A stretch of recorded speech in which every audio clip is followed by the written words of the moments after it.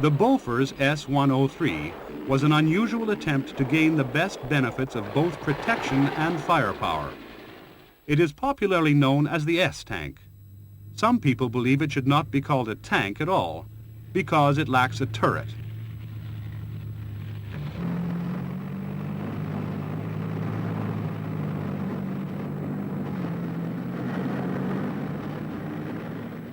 All tanks have a fully tracked chassis, which give them good mobility over smooth or uneven ground.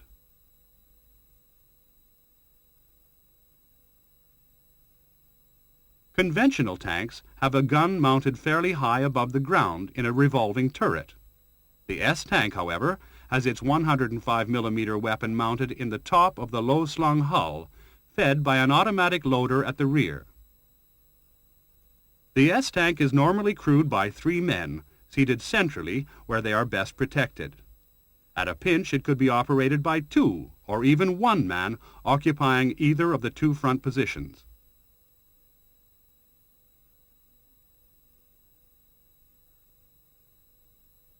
In comparison to a conventional tank, the S-tank has a remarkably low silhouette.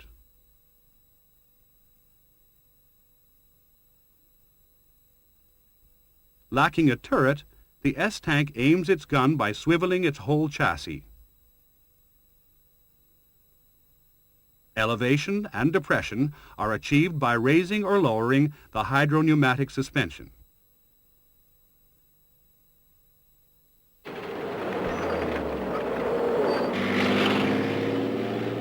With a combat weight of just under 40 tons, the S-tank is also capable of traversing smoothly despite minor obstacles in its path.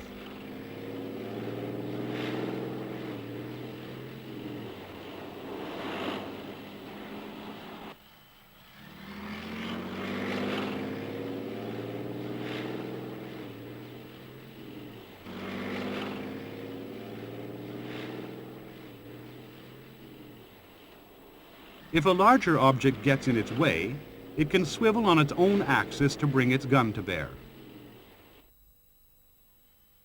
A low silhouette is an obvious advantage, allowing the S-tank to hide easily in a true hull-down position awaiting its prey.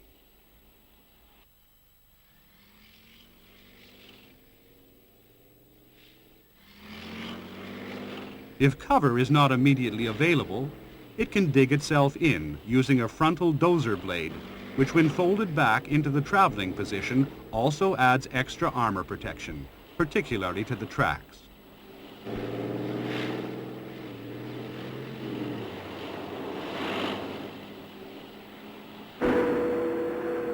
The tank elevates and depresses its guns smoothly through 22 degrees, which is better than most tanks can manage.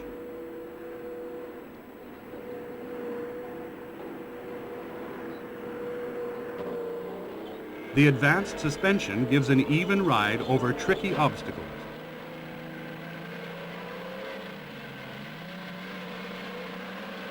At the tank's rear, the automatic loader is fed to capacity with 50 rounds. The crew scramble into their positions. The internal layout, though futuristic in appearance, is designed for maximum simplicity of operation. This eases crew fatigue and makes them more efficient.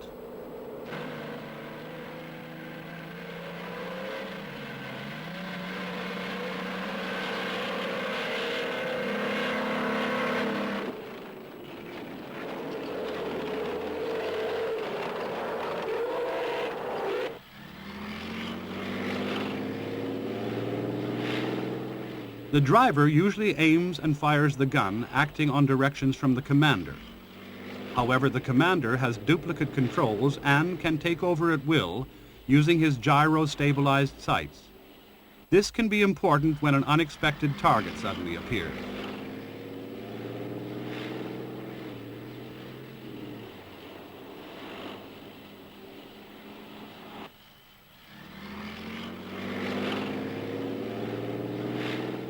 As soon as a target presents itself, the S-tank comes to a halt and engages.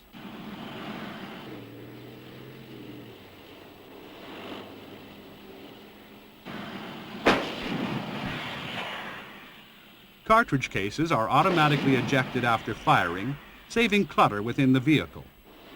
The tank can then move forward again.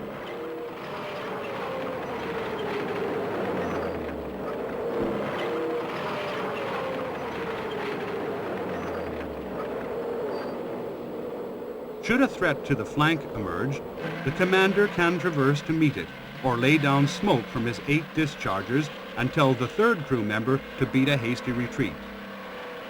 This man is normally the radio operator, but he has his own rearward-facing driving controls.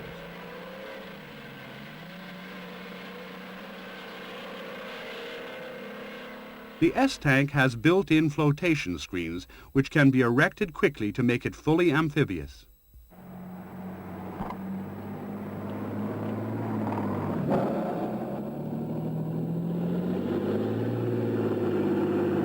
In the water, the tank is propelled and steered by its tracks.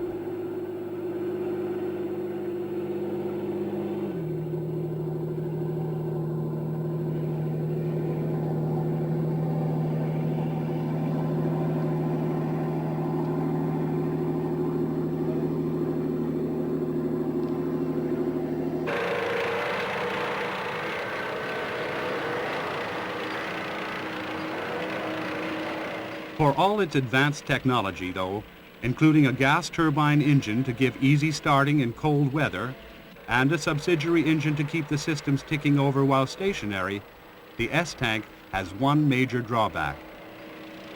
It cannot fire while on the move, which makes it primarily a defensive rather than an offensive weapons system.